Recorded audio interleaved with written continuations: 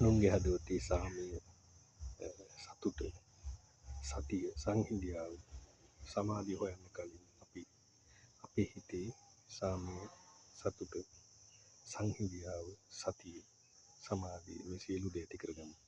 පහුගිය සතිය එකමාර කාලය පුරාවට බොහෝ දෙනා කතා කරේ අනුන්ගේ හිතේ සාමය ගැන. නැත්නම් අපිට දකින්න ලැබුණු දේවල් වල ඒවා ඇතුලේ කොච්චර සාමයක්, සමාධියක්, නැත්නම් සතියක්, සිහියක් තිබුණාද කියන එක ගැන.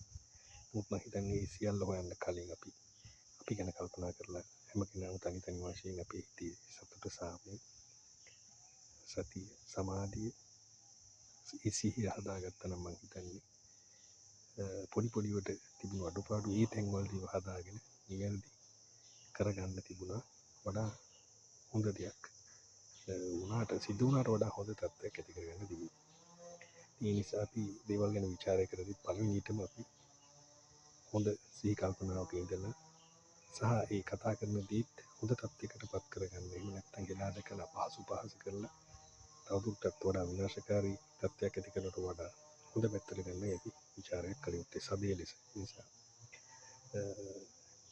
ඒ ගැන නැවතත් කතා නොකර ඒකෙත් හොඳ දේවල් දිහා හොඳ විදිහට දැකලා ඒකෙනුත් ගත යුතු හොඳම දේවල් ටික තේරුම් ගන්න තවදවත් තමන්ගේ සිහි බුද්ධිය හදාගන්න කටයුතු කරනවා නම් මම හිතන්නේ කාටත් ප්‍රයෝජනවත් සහ රටටත් වැදගත් වෙන්නේ අන්නේ කාරණේ.